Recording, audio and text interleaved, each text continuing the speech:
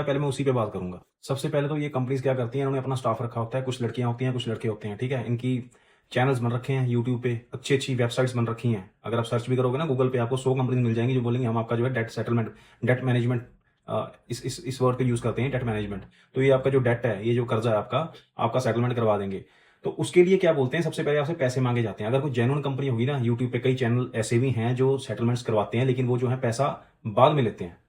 जब आपका सेटल हुआ नहीं, आप ऑलरेडी पहले कर्जे में हो, ठीक है, आपके पास पैसा है नहीं है, और उसमें से ही आप 10-20 हज़ार या 5-7 हज़ार जो भी आप उस कंपनी को दे दोगे, ठीक है, उसके बाद भी गारंटी नहीं है, तो ये कोई सौदा जो है ना वो ठीक नहीं है। अगर कोई जेन्युइन कंपनी होगी ना, वो बोलेगी ठीक है भाई, आपका टोटल अमाउंट इतना है, आउटस्टैंडिंग इतना है, मैं इतने परसेंट पे आपको करवा दूंगा, मेरा कमीशन 2 या 4 या 5% जो भी है, या एक लमसम अमाउंट आपके साथ जो है सेटल हो जाती है, उस बंदे की कमिटमेंट हो जाती है कि इतना दूंगा।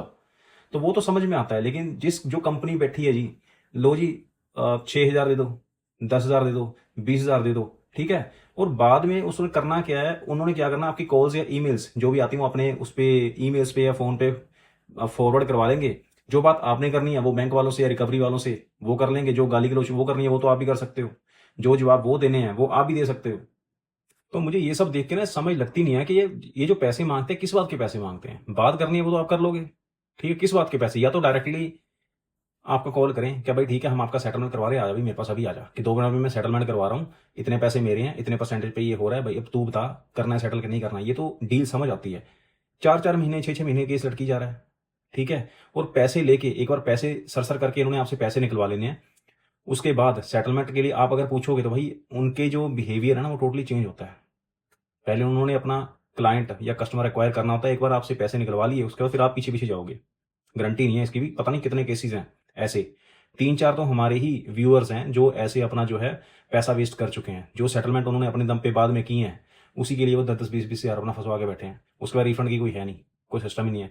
कस्टमर सर्विस को कॉल करोगे वो अटेंड ही नहीं करेंगे आपको, लंबी लंबी कतारें हैं, आप छोड़ दोगे, कितना कितना बैठे रहोगे वेले आप इतने टेंशन में, ठीक है। जो पहले ही ऑलरेडी आप लोन्स में डूबे हुए हो, ऊपर से आप इधर उधर से अरेंज करके पैसे इकट्ठे करते हो सेटलमेंट के लिए, उसमें से भी 10-20 हज़ार आप इन कंपनीज को दे देते हो।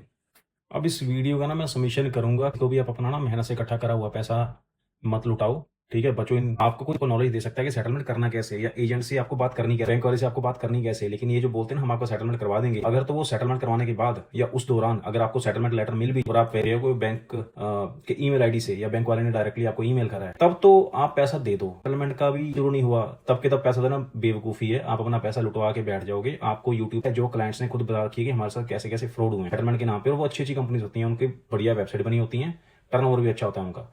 तो ऐसी कंपनी से बचो। जो जेन्युइन कंपनीज है ना, आप उनकी इंफॉर्मेशन निकलवाओ। कई कंपनीज ऐसी भी होंगी जो उनके रिव्यूज चेक करो,